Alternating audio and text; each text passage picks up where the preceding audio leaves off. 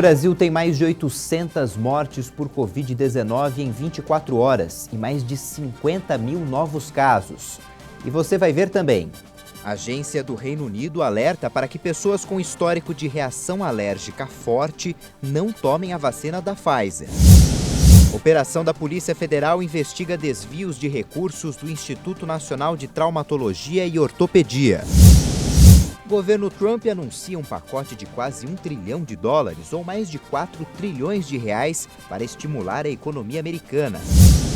Só 2% dos cursos de graduação receberam nota máxima do Ministério da Educação.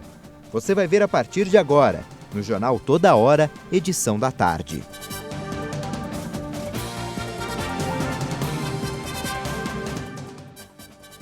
Olá, boa tarde. Começamos essa edição com um alerta feito pela Agência Regulatória do Reino Unido. Pessoas com histórico de reação alérgica significativa não devem tomar a vacina da Pfizer contra a Covid-19. Depois que foram registrados 2 casos de reações alérgicas após pacientes tomarem a vacina da Pfizer no Reino Unido, a agência regulatória fez o alerta. As pessoas com histórico de reação alérgica a vacinas, remédios ou alimentos não devem tomar a vacina da Pfizer-BioNTech contra a Covid-19. Os pacientes que tiveram reações passam bem. Segundo a agência, eles já tinham histórico de alergias. A agência definiu reações alérgicas significativas como aquelas semelhantes à anafilaxia e estendeu a recomendação a pessoas que precisam carregar adrenalina autoinjetável. Além disso, determinou que a vacinação deve ser feita apenas em locais onde houver possibilidade de reanimar os pacientes. Todos que vão receber a vacina devem ser questionados sobre históricos de reações alérgicas. A aprovação da vacina contra a Covid-19 no exterior pode agilizar o processo no Brasil. A Anvisa vai ter o prazo de até 3 dias para conceder a autorização caso a vacina tenha conseguido registro fora. A permissão para a aplicação de uma vacina no Brasil pode ser conseguida com 2 tipos de registro, o tradicional e o emergencial, que devem ser concedidos pela Agência Nacional de Vigilância Sanitária. No caso de registro definitivo, os desenvolvedores submetem o pedido de registro à Anvisa apenas após concluírem as 3 fases de testes da vacina.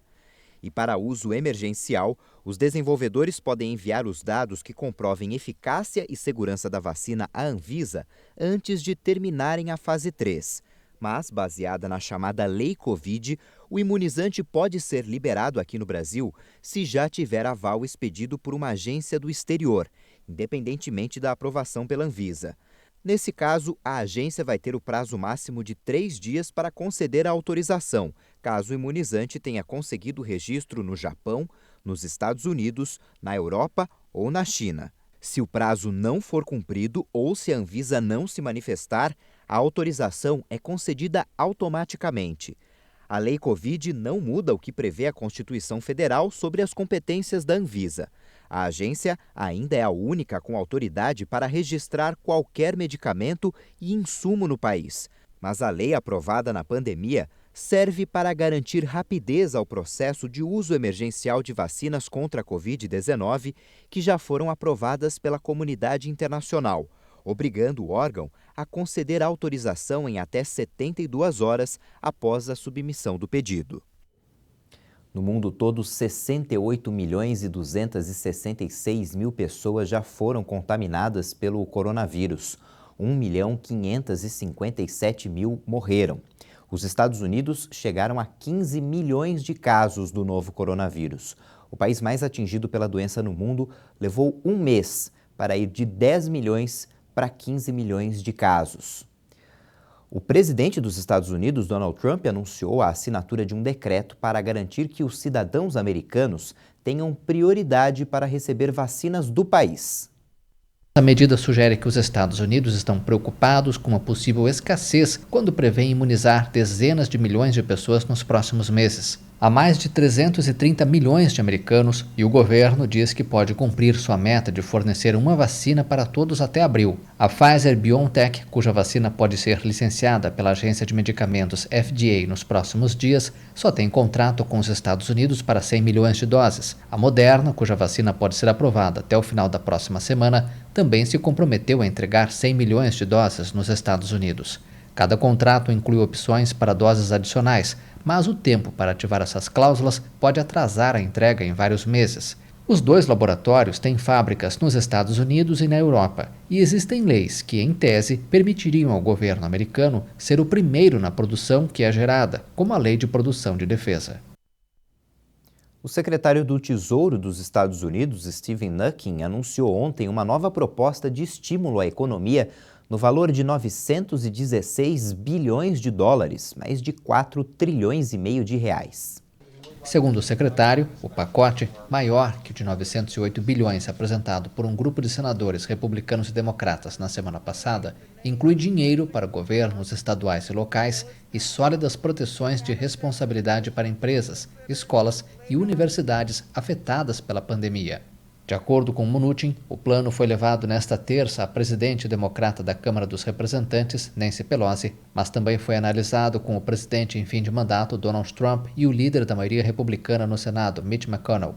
As negociações entre os legisladores democratas e republicanos têm sido difíceis. Os dois lados não conseguem chegar a um acordo sobre o projeto de lei para suceder o auxílio inicial da chamada Lei CARES, de 2,2 trilhões de dólares, aprovado no começo do ano para resgatar a economia dos Estados Unidos. A Caixa deposita hoje uma nova parcela do auxílio emergencial, que pode ser de R$ 600 ou R$ 300, dependendo de quando o beneficiário teve o cadastro aprovado. O pagamento de hoje é para aniversariantes de outubro que não estão inscritos no Bolsa Família.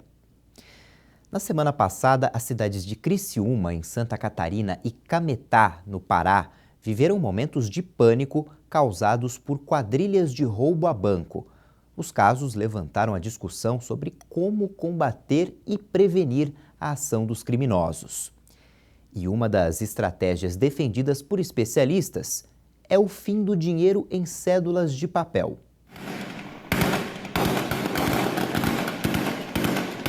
O som do terror ainda está vivo na memória dos moradores de Criciúma.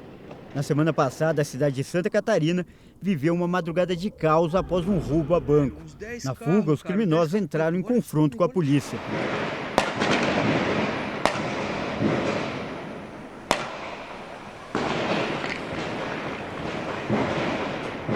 Parte do dinheiro roubado pela quadrilha foi abandonado e as cédulas ficaram caídas no chão, o que despertou a cobiça de alguns moradores que resolveram apanhar as notas e acabaram presos.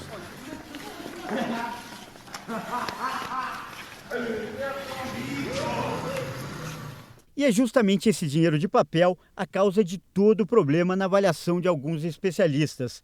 As ações mais violentas, com o uso de armamento pesado, só acontecem porque o país ainda usa cédulas e notas para fazer negócios. E a digitalização dos sistemas de pagamento poderia diminuir os riscos para a população. A logística do dinheiro físico é cara, ela é arriscada, ela é complexa. Então essas instituições elas gastam muito tempo, dinheiro no planejamento e operação dessas, digamos que extensões, né, que existem dos postos de dinheiro físico, ou as agências, ou os, digamos que caixas eletrônicos. Então, quando elas migram para a tecnologia, as pessoas passam a utilizar mais tecnologia, para elas é muito mais fácil, barato e também seguro. Na internet é comum encontrar imagens de criminosos ostentando grandes quantias de dinheiro. Essa quadrilha gravou um vídeo no momento em que tirava as cédulas de um cofre. Vai vendo aí, menosado, ó. É o trem. Tá roubando bala, né? Nessa outra gravação, o homem mostra um saco de dinheiro em cima de uma moto. E esse grupo registra a contagem do dinheiro após o assalto. Ui, puxa. Aff, Maria. Aqui, desculpa. Ah, quer capar. Aff, tudo doido, mano. É tudo, ó pirâmide. Uma das saídas sugeridas pelos especialistas é que o país diminua cada vez mais o uso do dinheiro vivo E para isso o governo teria que tirar de circulação as notas de valor mais alto, como de R$ 100 e R$ 200. Com cédulas mais baixas, os grandes assaltos não compensariam para os criminosos. O lançamento do Pix para pagar contas e transferir valores poderia ajudar nessa estratégia. As instituições financeiras também vão se organizar de tal forma que elas precisem de um estoque muito pequeno, e aí a gente vai ter boa parte das transações financeiras sendo intermediadas por tecnologia, o dinheiro eletrônico. E é uma medida de maior segurança, mas não vai impedir de um desenvolvimento de novas fraudes ou novas formas de aplicar golpes também. E a pandemia também tem contribuído para mudar esse hábito. De acordo com um levantamento feito pela Sociedade Brasileira de Varejo e Consumo, depois que o comércio reabriu as portas, 35% das pessoas mudaram a forma de fazer os pagamentos. Ao invés de dinheiro, passaram a usar cartão de débito. E o principal motivo alegado foi a segurança. Esse ano foi o ano do Pix. A gente vem vendo as instituições financeiras investindo na digitalização dos pagamentos, tanto de débito quanto de crédito, trazendo isso para o smartphone das pessoas. Então, é uma combinação de um lado, da digitalização dos pagamentos, com uma preocupação das pessoas em usar mecanismos de pagamento que remetam à preocupação com contaminação. Então, isso fez com que a gente desse um salto e tivéssemos uma redução importante do número de pessoas que usassem dinheiro e outros pagamentos físicos, vamos dizer assim, e uma migração para pagamentos eletrônicos, como o débito, pagamento por aplicativos, né, entre outros. Nas ruas é cada vez mais difícil encontrar pessoas com dinheiro em espécie. Geralmente de crédito. Por quê? Eu acho que eu me programo melhor com crédito. Mais prático para você, então? Mais prático, o cartão sempre é mais prático. O cartão é mais seguro, porque qualquer coisa, tipo assim, eu tenho geralmente tudo anotado em casa, caso de um roubo, alguma coisa, eu já ligo e já cancelo tudo. Pagar a conta, cartão de débito. Por quê? É para não andar com dinheiro. Você sabe quanto você tem de dinheiro no bolso? Não, não ando com dinheiro. Não tem nada? Então. Nada. A gente vai para o intervalo e na volta você vai ver que a Alemanha teve mais de 500 mortes por Covid-19 em um único dia. O governo quer aprovar restrições em todo o país. A gente volta já.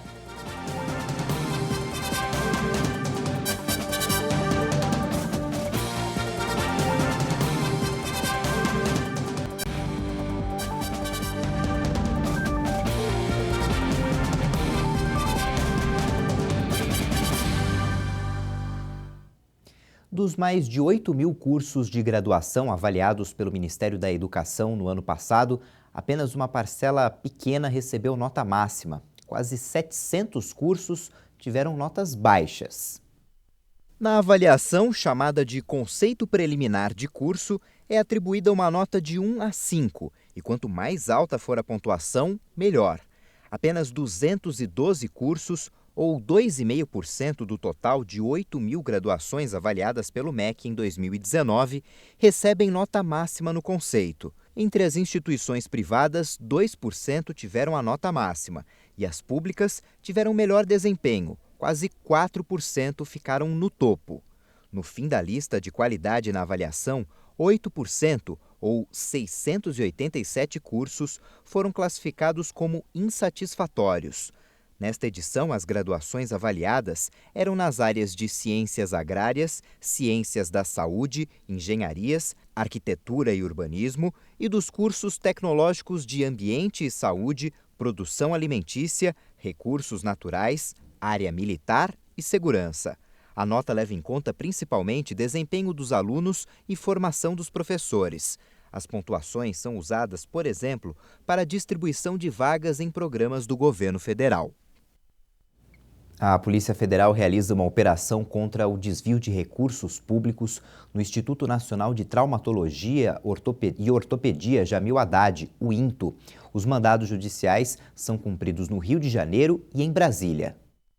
A Operação Talha, realizada em parceria com o Ministério Público Federal, conta com a participação de cerca de 30 policiais federais. Os agentes cumprem 8 mandados de busca e apreensão em residências e escritórios no Rio de Janeiro e em Brasília. A ação teve início a partir de informações obtidas na Operação Fratura Exposta, de 2017, que já investigava os desvios de recursos públicos destinados a unidades de saúde do Rio. Um dos alvos da ação é o ex-deputado federal Francisco Floriano. Os agentes estiveram na residência dele, na Tijuca, e também foram até a casa da irmã do ex-parlamentar, na Penha, e apreenderam computadores. Os investigados podem responder pelos crimes de organização criminosa, lavagem de capitais e corrupção passiva. A fachada de um prédio residencial desabou na área nobre de Fortaleza. Os moradores que estavam no imóvel de 3 andares ficaram presos nos escombros e só conseguiram deixar o local com a ajuda do Corpo de Bombeiros. Não há feridos. Segundo os bombeiros, ainda não é possível identificar se o desmoronamento comprometeu a estrutura do imóvel. Moradores do local e do entorno foram retirados dos imóveis. A Defesa Civil deve avaliar a situação do local. O Brasil teve mais de 800 mortes por Covid-19 em 24 horas e foram também mais de 50 mil novos casos de novo coronavírus de um dia para o outro. Segundo o Ministério da Saúde, o Brasil teve mais 842 mortes registradas em 24 horas. Esse é o maior número diário desde 14 de novembro. O total de vítimas é de 178.159.